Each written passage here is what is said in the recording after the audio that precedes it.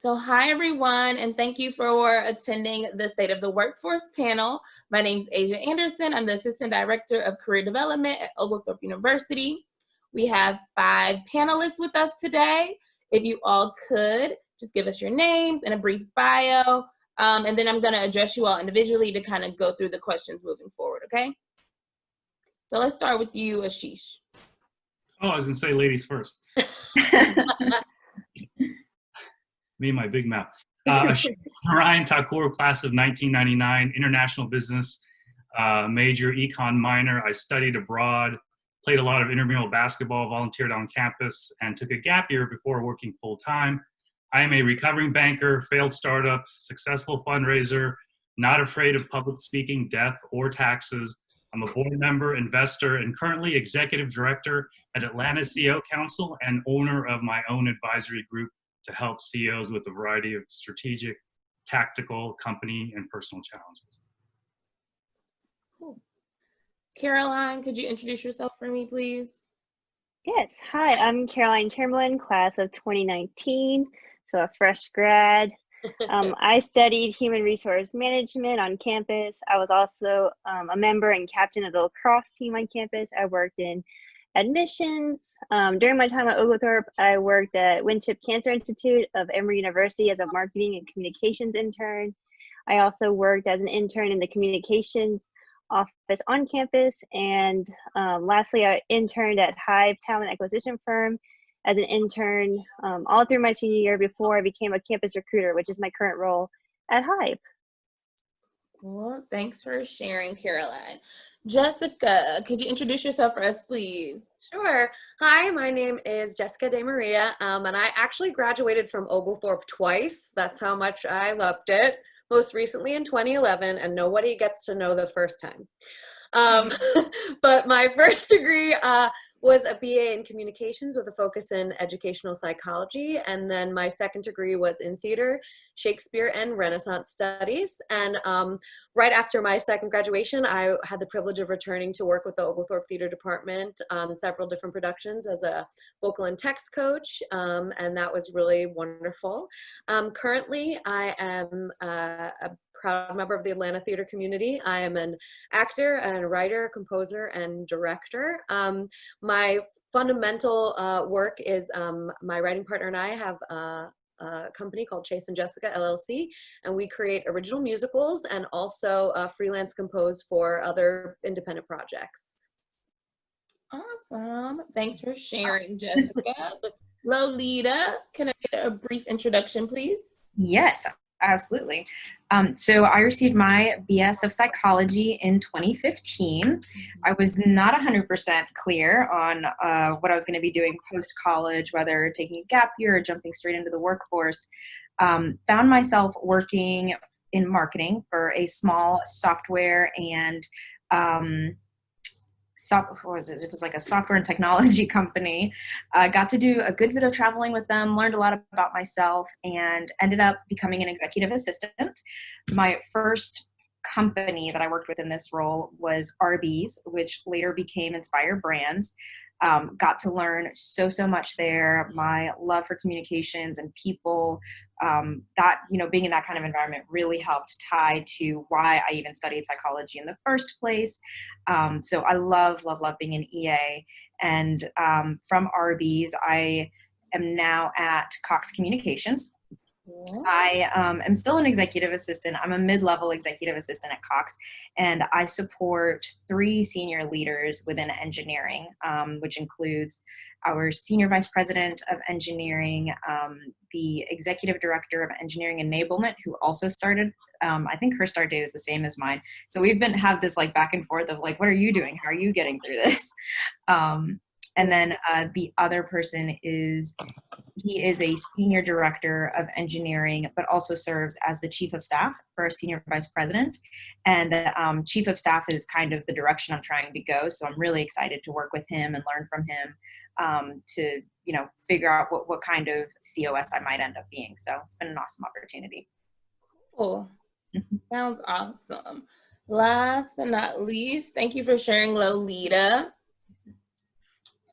Richard, can we get a brief introduction before we get started? Yeah, sure. My name is Richard Bakare. I'm an Atlanta native, graduated from Oglethorpe class of 2003. I grew up in a Decatur area. I studied English and philosophy at Oglethorpe, played soccer when I was there, ran track. My work and what I do is I'm a senior engineer at a company called Twilio. I've worked at companies like Trulia and Zillow in the past. So I am that weird, I guess, Oglethorpe grad who majored in one thing and does something completely different. But I love it. So mostly recently I've been working with IoT automotive customers. So if you've used connected vehicle services in your car, that's what I've been doing. I serve as the president of the Alumni board right now, on trustee board, and I'm also an advisory board member of Women Who Code. So I really love just giving my time. And I think that's one way that's helped me in my job search and also in my career is being involved in organizations. Because if you show up, you make connections, and that's how you'll, get opportunities presented to you. Yeah, you're definitely right about that. You are always networking, so you kind of have to use those opportunities and organizations to kind of do those things, right? So it sounds like everyone has a lot on their plate or did when they were in school. And so it sounds like we're used to things changing. And I know with COVID, a lot of things changed in the workforce really quickly, a lot of uncertainties and things like that. So could you all each tap, or a few of you all talk about some of the employment trends that you're currently seeing, some changes that you saw that may have been drastic, or maybe some changes that you kind of saw coming, but maybe they're coming now sooner than you thought, or just kind of what's happening right now in some of your areas? If it's okay, I'll start because I literally just started with Twilio 2 months ago. So I was at my previous company for 5 years, and during the interview process, which was completely by Zoom, I have never met any of my coworkers to this point in person. I asked them a point blank question. I said, we're in the middle of a pandemic. We're in the middle of a scenario where, job security is not ever a guarantee, but it's very shaky right now. So I asked them, like, how are you doing economically? And they said, we've had an interesting development, and new opportunities have presented themselves that they never imagined. And specifically, building contact tracing technology, supporting municipalities and supporting governments in communicating with their constituents. So, when it comes to trends, I think one thing is you have to look at the unconventional things that will come out of this.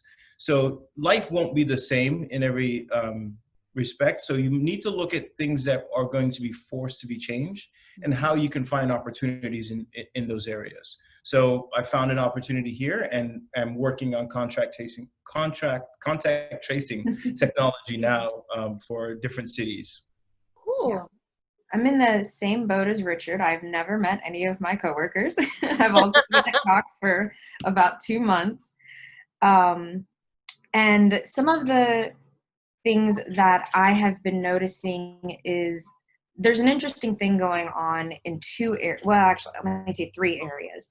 And those are the way that companies are organizing themselves. A lot of companies are going through reorgs where they're determining that some key functions that they previously had that they might not have invested in prior are now kind of what's going to be driving the business forward, or at the least they're increasing support of their business operators.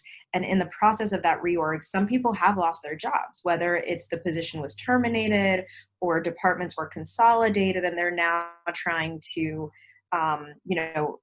figure out their next steps. So in the process of that, what I've been seeing in the industry is, in this reorg areas, I'll say the friends that I have and my colleagues who unfortunately were on the receiving end of some of these layoffs, I'll say that none of them were executive assistants. None of them have been, IT professionals, or some of the other ones that have come up a lot in terms of business functions that are now starting to become more and more important in that sense. The other 2 things I'll say is office planning. Office planning is definitely one of the things that that's taking a shift. And then in terms of now being at home, companies that previously either did not have a work from home policy, or it was, you know, unsaid but very clearly discouraged, they're now having a different approach to how they're seeing work from home. I remember in one particular meeting, we were talking about flexibility and how to draw in new talent. And they, you know, the team was talking about how, oh, we're bringing all these younger people, they're going to want to work from home more, and we just don't function that way. We're an in-person kind of brand. And I think a lot of those companies might have been fearful that they're going to lose their culture, they're going to lose their substance if people are at home. They might not feel as connected. And personally, having interviewed completely remotely and then now started completely remote during my onboarding process, touch on that, like, do you feel supported? Do you feel connected? How are you doing in this time? And companies are doing better than I think they thought they were going to. People are coming together in a way where they are connecting with each other more frequently, whether over the phone or virtually like this, to where we're, at least at Cox, we're seeing people be more productive. And I could say, for example, with like some of the software companies like Twitter, I believe it was, the CEO, I'm going to mess this up, it could be Jack Dorsey, someone correct me. But the CEO of Twitter had announced that, you know, they'll keep everybody as remote employees if that's what they want. You are not mandated to be back in the physical office. So I think people are now trying to make those decisions. And in the process of that, they're going to have to change their office planning to at the least meet the CDC requirements of being 6 feet apart, increase how they're sanitizing and disinfecting, you know, shared spaces and things of that nature. So I think some of the things that in general we might have been thinking of in like, we could probably work on this, we could, you know, people might have questions about this, it's now being so shoved in our faces that we can't ignore it. Yeah.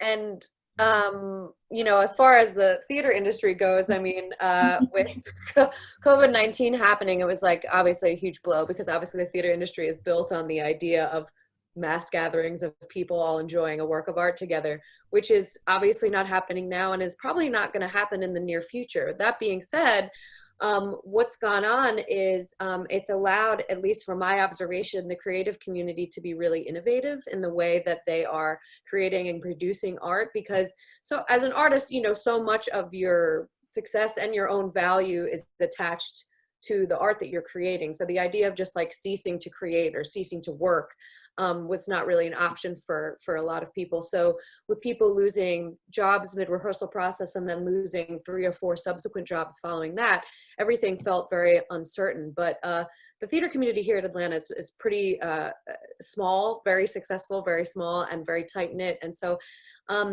theater companies, along with the artists that they continually employ, started developing virtual classes, online programming, ways to stay connected with our patrons and our audiences. And also, which has been really interesting, a great side effect of that is it's opened up options for larger audiences. So if a professional theater here in Georgia is allowing folks to pay $5 to view a production that they did 2 years ago remotely, it's not just limited to an Atlanta community that can come and watch this show. It's opening up a larger potential for bigger audiences. And it's also allowed, you know, speaking from my own personal experience, as an artist, there's a certain degree of like constant hustle you're expected to be doing, like can't really slow down. This has sort of been a forced slowdown for a lot of people and allowed people to explore the different avenues of art that they are interested in doing. And everybody kind of has time to like reconnect with why they pursue theater, reconnect with their other interests, and reconnect with their own professional development. And I think when we come back on the other side of it, that's all going to be reflected in sort of like a changed quality. I think the quality is going to get better. It's going to get more exciting because now suddenly we've realized how essential that theater experience is. So how do we take the limited arts resources in the state of Georgia and actually do programming that feels essential, art that feels essential? So it's going to, I think, really give the Atlanta art scene a makeover. And I think it's really exciting to see that come out of this rather than just sort of like a dead zone, you know? Yeah, I like how you talked about it being a moment of professional development, because I don't know if every industry is getting that. Like, I think and I can agree with you, creatives are definitely moving in this space of trying new things, tapping into why they started. And so I think it'll be interesting to see what that's going to look like on the other side, because I know with technology advances happening, I think art is definitely going to continue to transform. So it's like, I'm curious to see what that's going to continue to look like. Yeah, me too. Me too. Yeah, tell us some things. Yeah, Jessica and I are in a similar boat. We're very event driven, right? Yeah. So we have 15 events a year. We can't have those, but however, we have members, and those members are CEOs of later stage technology companies and non-technology companies. But we're pretty financially astute. So I always say we have a cash reserve that has a longer runway than Delta Airlines. Hold that for a moment. That thought for a moment.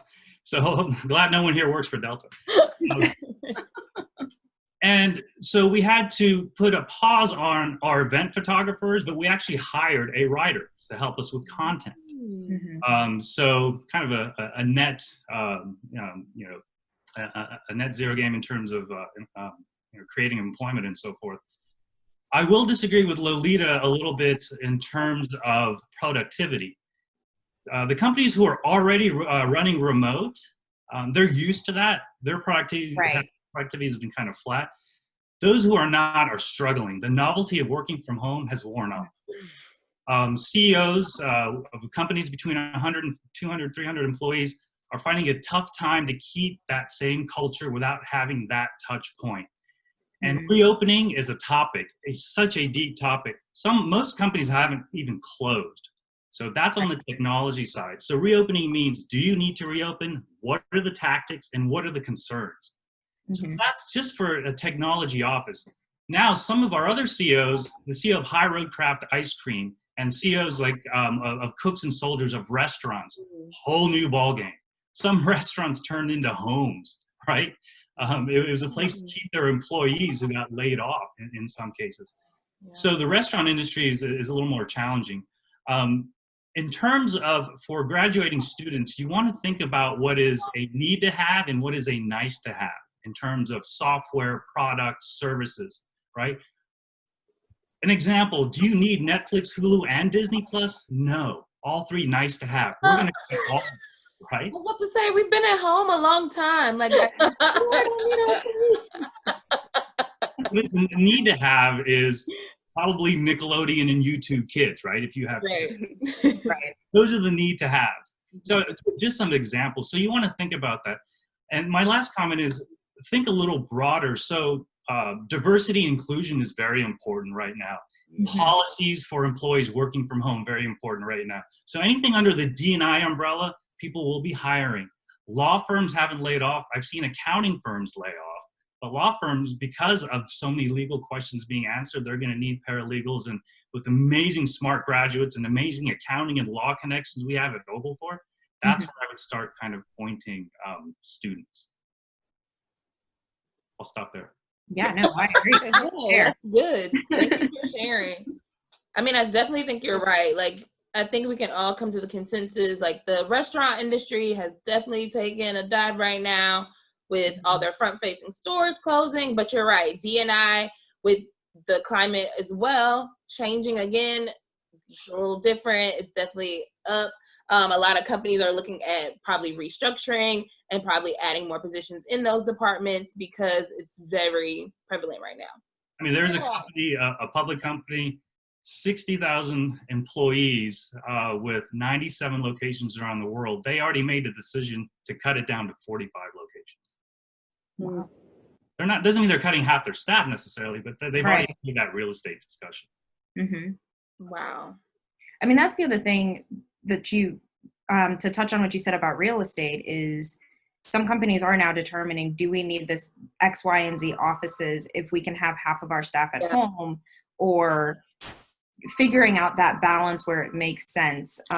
For example, with Cox, we are, sorry if you hear my phone in the background, we are mostly at home, but there are some functions that have to go into the office a certain amount of times a week. And the way that it's being handled is a very extensive tracking process where people are filling out access request forms to get into the office on a daily basis. So you have to fill out the form for every day that you're going to be in the office, for how long, for what work you're going to be doing, and you have to share the zones of exactly where you're going to be, so that not only can we track, well, not we like my team, but the team who is managing this and working with the building facilities, they are tracking what people are going into the office to work for as a reference for when they determine who that necessity is, like who those people are that need to be in the office to conduct their work whenever we start to return to work from the office. But also so that when the facilities team is going in and sanitizing and cleaning, they're paying special attention to the zones that people have come in and out of throughout the week. Okay. And that's an interesting point. So I always go back to culture, and these policies that are already in place. It's human behavior to do those policies for the first 6 weeks, and then it starts dying down, behavior change. You can see it right now when you go out. No one's wearing masks. No one's social distancing right now. And that's going to happen in the workplace a lot sooner than you think. And that's something you have to be very, very careful about. And last comment, on the entrepreneur side for students, cleaning businesses, cleaning of airports, offices, disinfecting. I mean, that's a very entrepreneurial. Jessica, you started your own, company. I'm big on entrepreneurs. So I hear anything about entrepreneurship. That is a huge space, a services space. If you want to start your own janitorial office, and you can do really well. Yeah. So I think we kind of touched on this. Caroline, did you have anything to add in regards to trends or anything changing in your work or fields? Yes. Working in a smaller staffing and HR consulting company, it was really scary at first, about mid-March to April, because a lot of our clients who were recruiting put a recruiting hold. So that was really scary, because we used to be about 75% recruiting, 25% consulting. And as soon as everyone started working from home, it was more of a switch.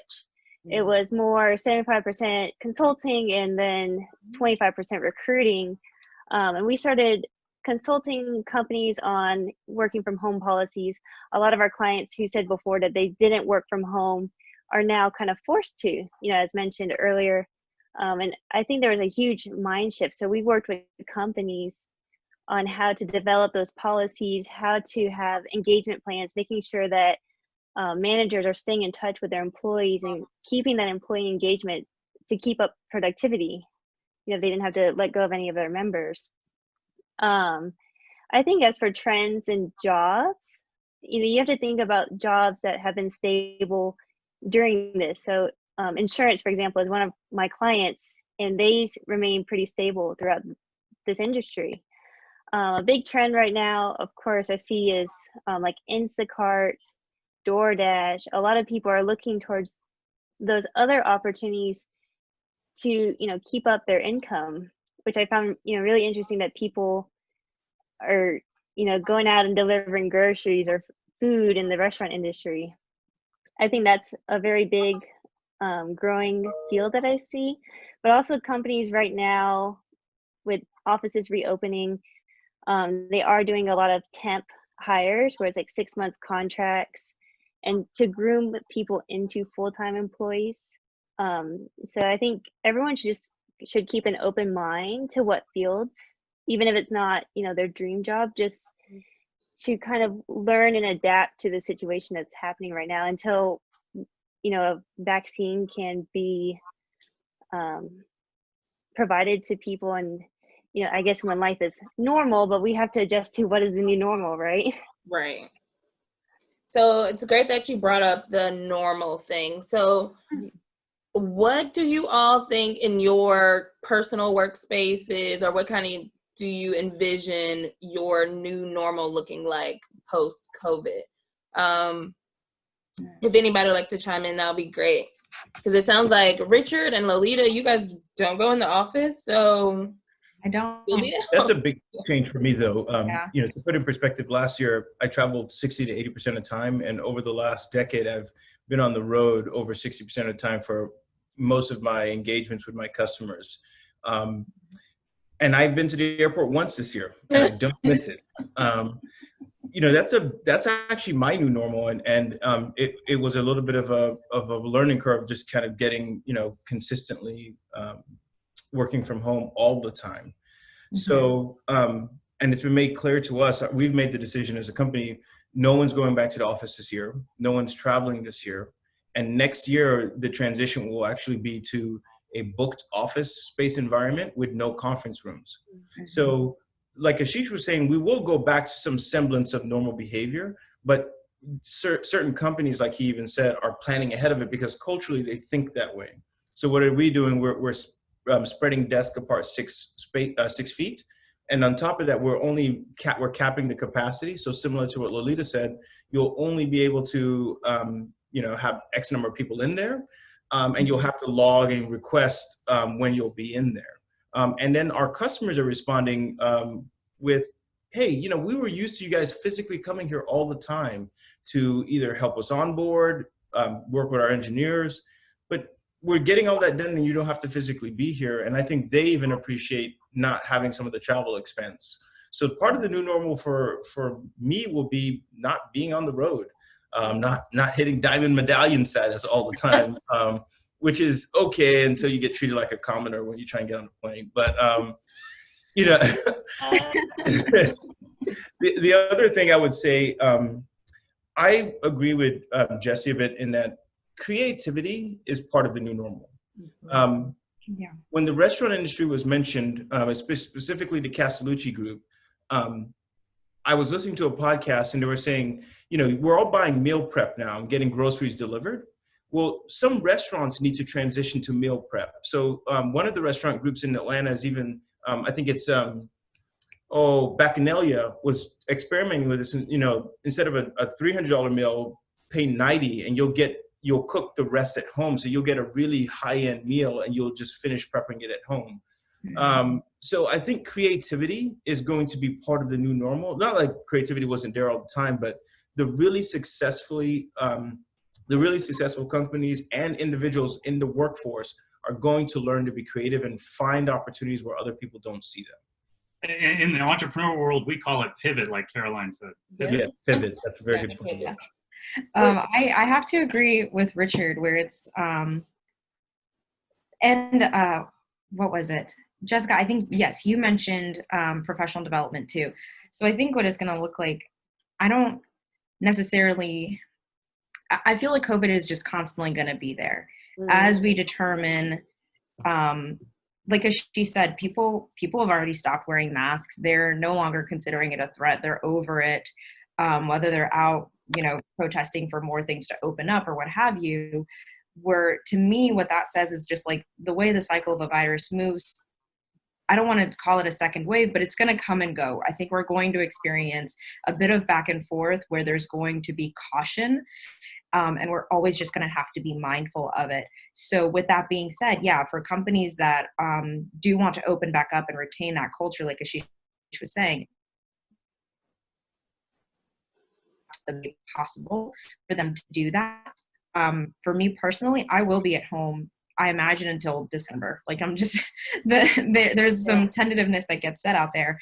But my role is very specific. I can do my job from pretty much anywhere. For our field technicians and our operators and our boundary partners at Cox that are out in the fields trying to visit customer homes and give them support, that's their experience is definitely different.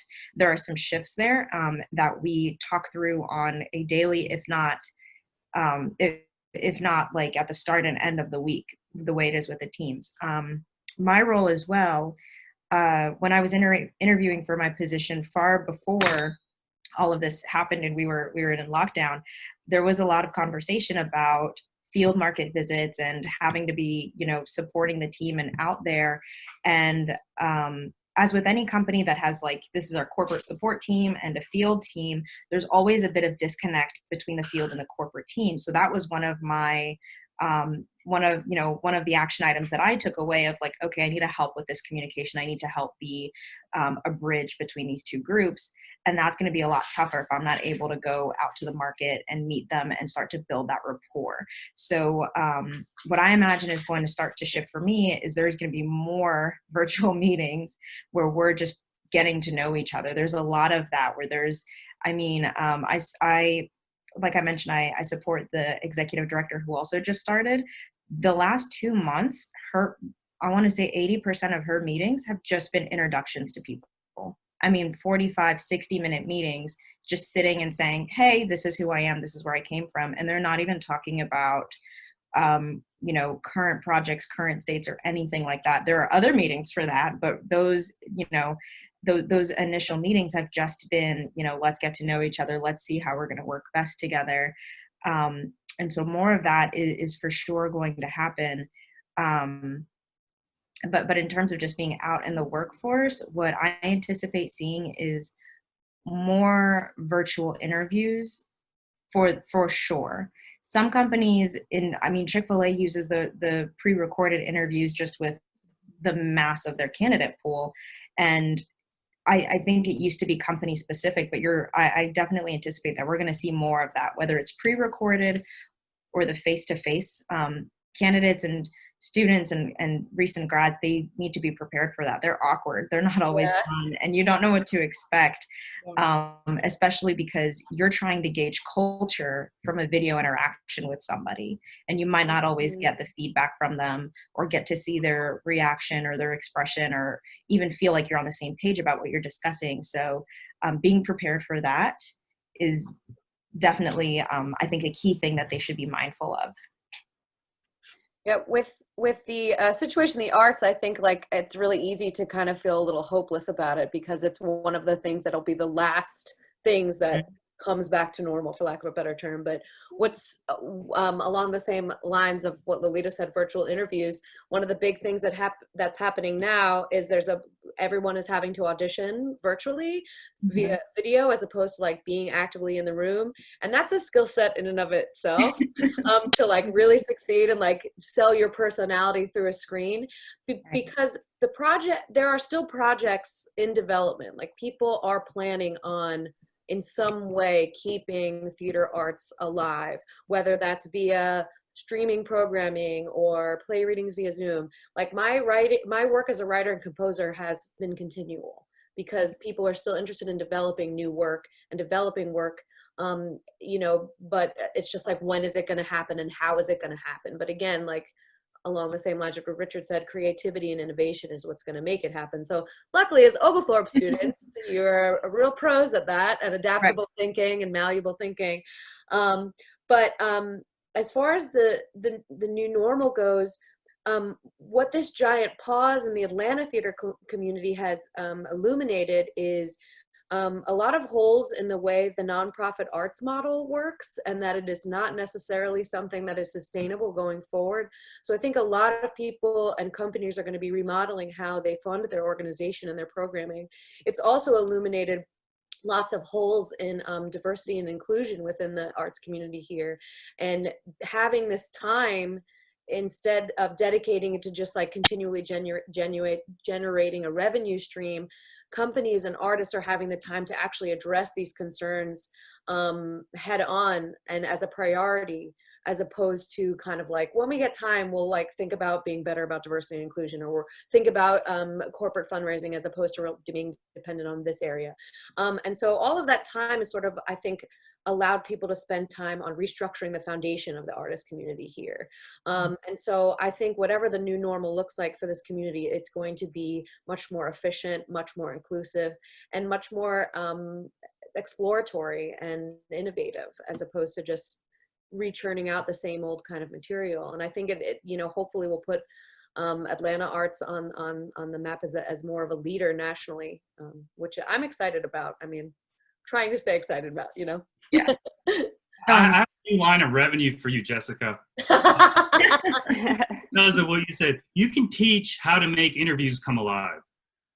Thank you. I was also just about to add to what Jessica said of, like you had said, professional development, soft skills are something that's starting to come up a lot in conversations, especially not just with COVID of like checking on your people, but just what's going on with the Black Lives Matter movement. Like you said, diversity and inclusion is starting to come up, and they're like, okay, we need soft skills. We need to show empathy, and we need, as leaders, to communicate in a way that doesn't offend, even though that's definitely, you know, not their goal. So I think this is also a time to like develop yourself, but also maybe think about yourself, like prioritize your wellness as well is one of those things. Because I'll say I never stopped to think, like you had mentioned, Asia, all of us were super busy at Oglethorpe. I started a club. I was in a sorority. I was an APO. I never stopped, and I was working full time. So it was just one of those things that in this particular time for me, being at a company that is, you know, has a very strong culture, is very, you know, they're looking at themselves under the microscope, and they're being very vulnerable. They're being very honest, and the conversations are genuine, but they're also encouraging that it's not just leaders, it's individuals. Take the time you need, think about your wellness. In this time, people aren't really taking their PTO. So there's a bit of worry that it's going to happen all at the back end of the year as things start to open up, and we might suddenly lose, you know, all the productivity we had.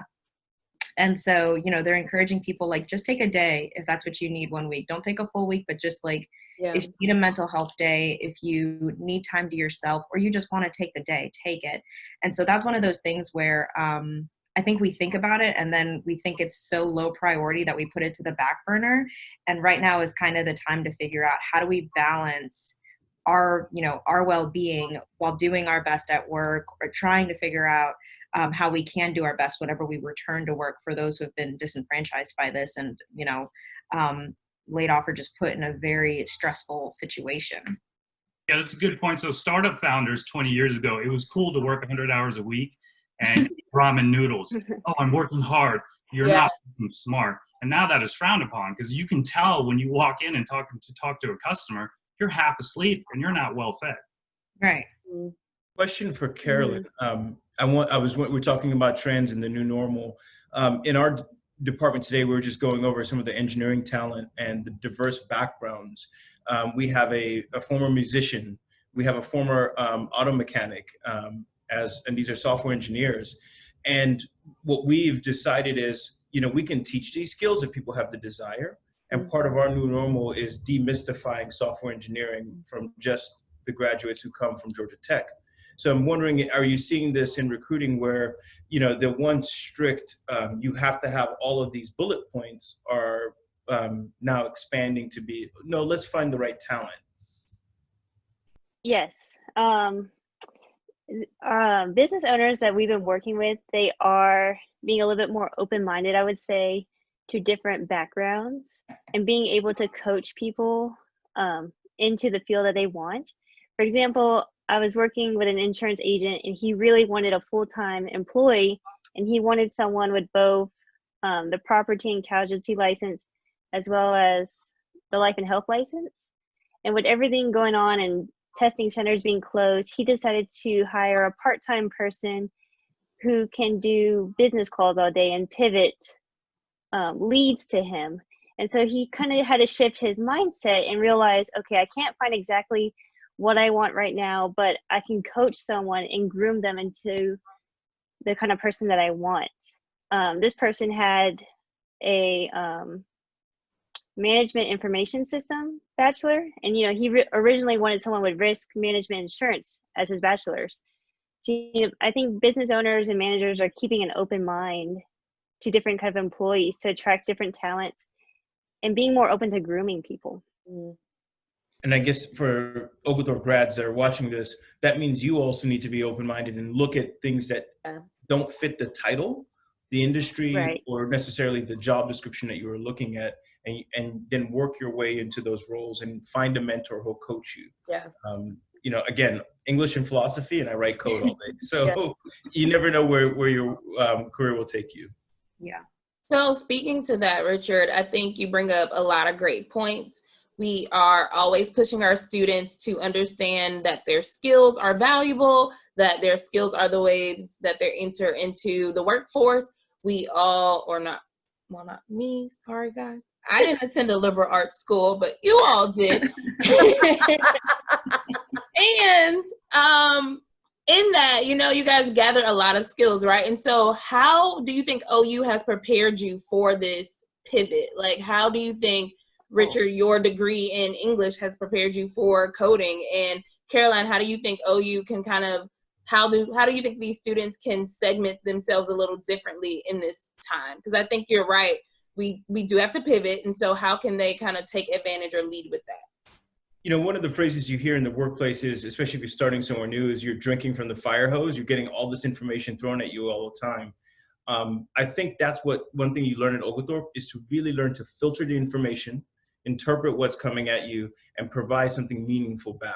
And I think that's a skill that if you paid attention at Oglethorpe, you learn to do a lot of writing, right? A lot of analysis. And that's going to be critical for learning to, you know, separate what's noise from what's important, right? And that's going to help you deliver the value add that makes you stand out from the other people in both the interview and application process and also in the actual workforce. Or you figure out who started the fire hose and shut it off. That's also another tactic. It's like you can go in the front door or go in the back window. Yeah. I think a common theme a lot of Oglethorpe students have is that we wear many hats. Yeah. You know, we are athletes, we are leaders of clubs, we're in fraternities, sororities, XYZ, we're in a billion things, we're working 40 hours and attending class. Yeah. I mean, I think one of the strong skill sets Oglethorpe students have is time management, and being adaptable and being able to think through a situation and providing, you know, that critical thinking. And so I think, you know, most importantly for recent grads is to highlight all those on your resume. Mm-hmm. You know, any leaderships you've had, any accolades, any scholarships you received, dean's list, president's list, you know, any certifications. That's really important. That's a big thing I'm seeing right now on a lot of resumes is people are taking the time to do online courses like Google Analytics, learning Microsoft Suite, Adobe Suite. Even myself, I'm taking the time to study the SHRM, which for those who might not know is an HR certificate program that just helps me have a better knowledge in my industry. And that's something, when we started working from home, I had to take a step back and think about my life because I didn't have all these million things that I was doing. Like before, like many Oglethorpe students, is I got to reflect and really think about what's going to help me grow professionally during these times. Mm-hmm. My biggest takeaway was public speaking. So Oglethorpe gave me so many chances in class, outside of class, to be a really strong public speaker, which translated into sales, courting my wife, talking to her in-laws, doing presentations. And that analytical, Richard said it perfectly, those analytical skills to drink from it and analyze and throw it back. The business law course taught me how to negotiate, especially now with my 6 and 10-year-old. There's a negotiation.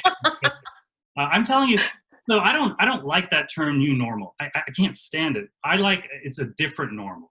Right. Yeah. We are all Oglethorpe grads. You are now shapers of what's going to be the different normal. You will shape what's going to happen. And that's critical and that's key. You're going to do it by pivoting, being creative, you know, killing that interview. You can shape what's going to happen. And then the other term I dislike is second wave. My gosh, that gives me the creeps. It's not even through the first wave. So I don't want to talk about second wave right now. Right. First. So back to how Oglethorpe has helped. That key was an international business class with Dr. Wilt Straley. He said, do a 10-minute speech on this topic. If you go over 10 minutes or under 10 minutes, I'm going to mark off. I got 10 minutes on the dot. I prepared. And then from then on, you know, the TED Talk, I've done 2,000 public speaking experiences in my lifetime. I'm 43. And I still love doing it. I still get nervous. But that's one big takeaway from Oglethorpe. Yeah. I have to agree with everything that's already been said. I think the other big thing that I love about Oglethorpe is not only did we wear so many different hats, we were you can never just say this person is an athlete, they are an academic. We were, I guess I don't want to call it we were a bunch of different people, but we took on so many forms as a person without fundamentally changing who we are. So that is why you see someone with a philosophy and English major who's now in technology, because we have the critical thinking skills to be able to adapt to whatever environment that we're in. And if we're ever in a position where we don't understand, you're never going to find, well, okay, I shouldn't use like absolutes, but you are most likely going to find that we're going to ask the questions we need to understand the task ahead of us to come up with the best sort of solution. And that's, analysis, critical thinking, but creative problem solving to be whatever kind of position you're in. So I think in this time, it has been challenging, but for me personally, I've been able to look around and say, okay, well, now I get to work on all of these things that used to be on my back burner, but they're going to propel me forward. Whether it is my professional development or my personal wellness, or networking with the people around me to make sure, are you okay? Is there any way that I can assist you, based on where I am now? So sometimes it's just taking the time to reach out as well and to gather information from the people around you to see what is going on at your company, what is going on in your life, how are you handling this, what are some tips and tools that I can learn from you.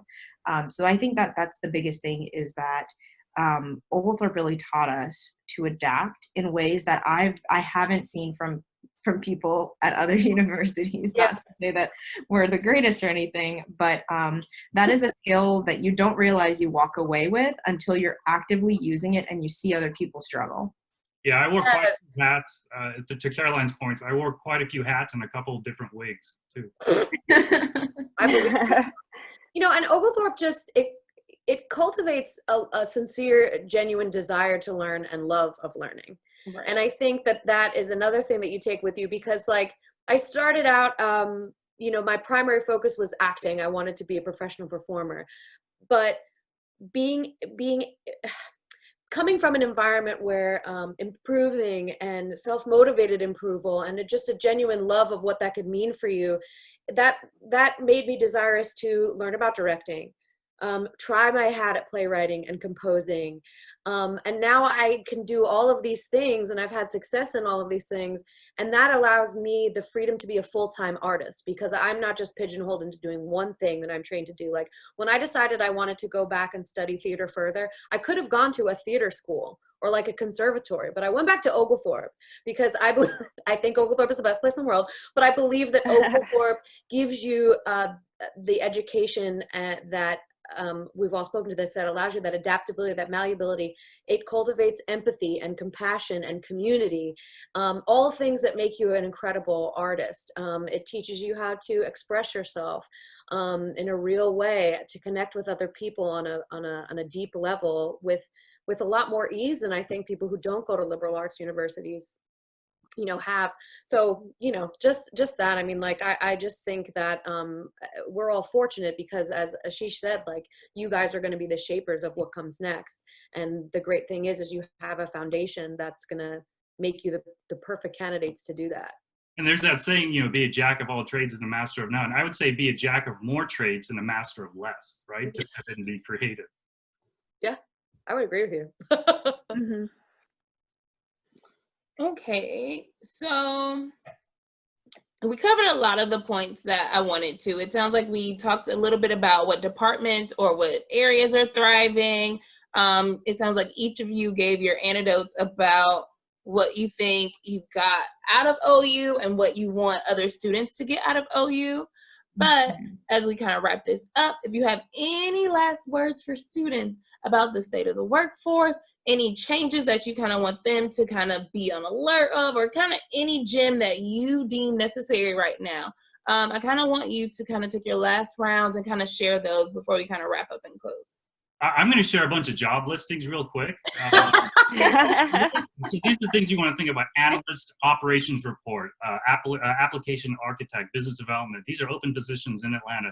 Business analyst, credit analyst, product owner, software engineer, VP of marketing, sales trainer, So just things to think about for the students in terms of what positions are out there.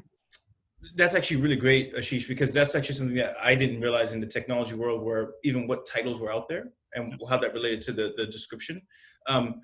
If anybody is here that wants to get into tech and did not study comp sci while you were at OU, one of the things that's really great about technology industry is that you can show your work better than any other industry. So you can put it out there, right? So if you've taken a course online or if you've self-taught, you can actually put that out in the world and people will come and consume it and say, okay, here's an example of their work and how good they really are. So learn it, produce something and put it out there, and people will actually, use that as a way of recruiting you. So I highly recommend do the work and put it out there if you're interested in tech. And I think it also goes to other industries as well. I'm sure Jesse can talk about how you would put some of your performances out there as well. And the last thing I'll say is relationships are important. There's every channel to build relationships. We're doing it right now.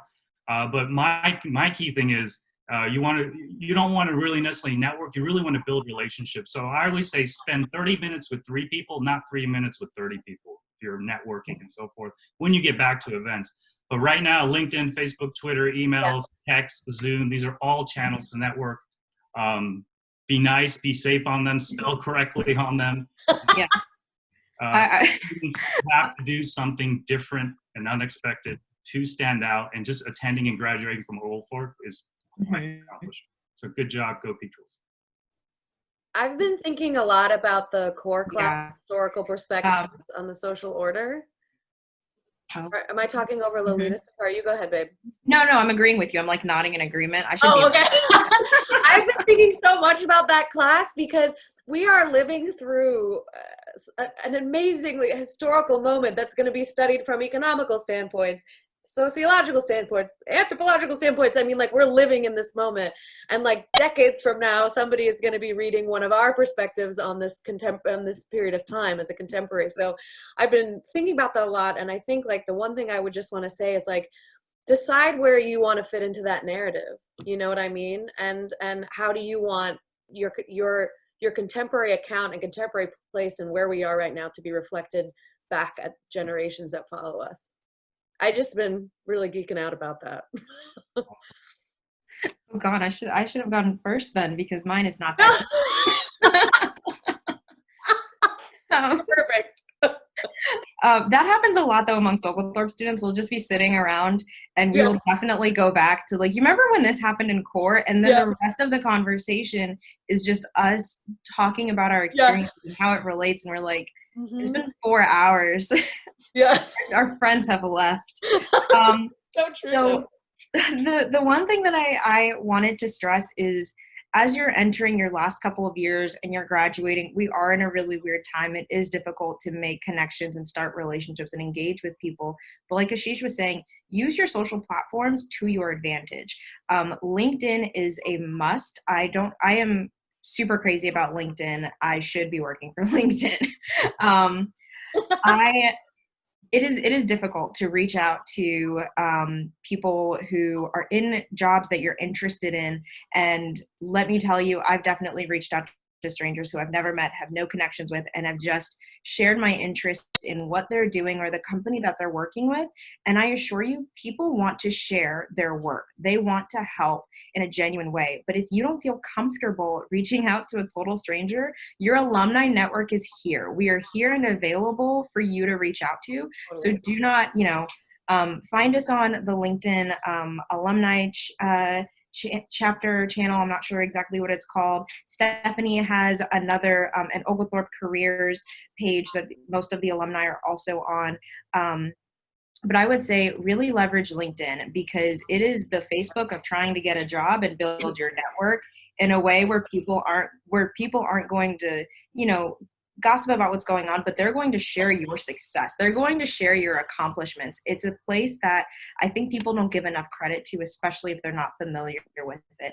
And the best way that I can think about LinkedIn is it's the beautiful marriage of your resume and your cover letter, because it shows you know, where you've been in terms of your work history, but it gives you so much room for you to brag about your accomplishments, what you've been doing, and for people to share how much they love working with you, because you can, I mean, there's a project section to talk about the different projects you've been working on and to share how you went through those projects. There are recommendations that you can ask of people that you went to school with or worked with, even your professors, that I recommend that you reach out to them, because you don't know what someone's going to say. The worst thing they can say is no, but I assure you most people are going to say yes, because they want to help you and they want you guys to succeed. And this is a resource that I feel like isn't being utilized enough. It's the world's best kept secret, and I don't know why.